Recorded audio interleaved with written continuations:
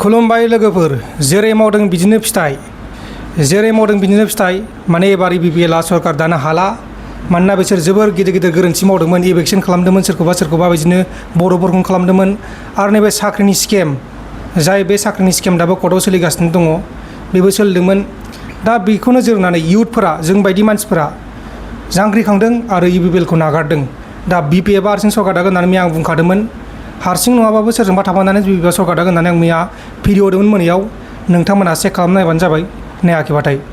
दा बिदिनो जाबाय, दिनै बिपिएलआ हारसिंनो सरकार दानो हागोन बायदि दाबो सोलिगासिनो दङ। नाथाय बिपिएलआ दासिमबो 10टाबो देरहायाखै, 9टाबो देरहायाखै, 8टाबो देरहायाखै। फेरेंगिया गावनियाव मोननैयावबो जेनबाय, बे खामानि गैला। आरो जाय दङ, प्रमदआबो मोनसेयाव जेनखागोन। बे मोनसेया दतमायावबो गेलेदोंमोन ना बिथाङा, बेयावथ' जेनखागोन। गावनि गयबारियाव तामुलपुराव बे देरहाबाय। खाम्फैयाबो चिराङाव देरहाबाय। हाग्रा महिलारि बिथाङाबो देरहाबाय। दा बिदिनो देरहालागासिनो दङ। नाथाय एबार बिपिएलआ हारसिंनो सरकार दानो हागोन बायदि माने मा हाखागोन, डाइरेक्ट खाथांखा।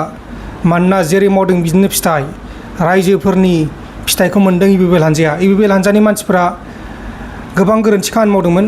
जाय बिथांमोना साफा सानै आरोना, गासिखौबो होनाखै आं, हानजानि मानसिफोर माने साफा सानैया गोरोन्थि मावदों। बेनि थाखायनो बे फिथाइखौ मोनदों। बे फिथाइखौ मोनखागोन। मानि थाखाय होनोब्लाथाय बेखौ जमनानै दंखायोमोन।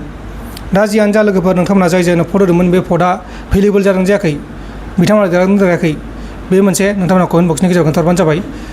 आरो दा सरकारा माला दागोन बेखौ जोङो उनाव मिथिसिगोन। जायखिजाया दिनै अबेबा बियाबनिया जोबजोब्बाय। नैबे धोनस्रि, बेहायबो बिपिएफनिफ्राय देरहाबाय।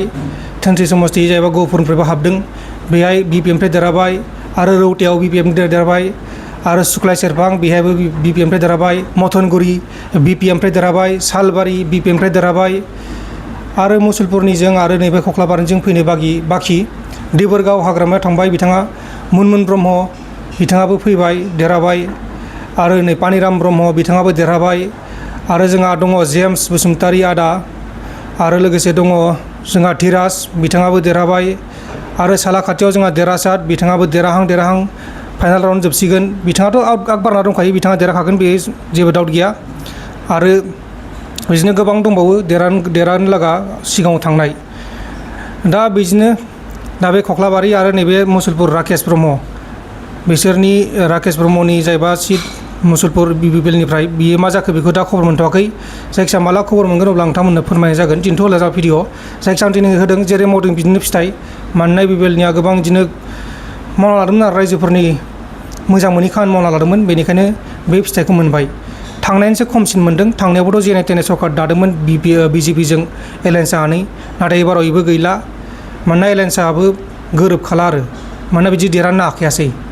दा बेखौ बुजिनांगौ बिथांमोना, जे सरकाराव दं होननानै जानला मोनला खामानि मावनाङा, रायजोफोरनि जानानै मावनांगौ, गावनि गोसो बायदि मावनाङा, बे मोनसे फिथाइ।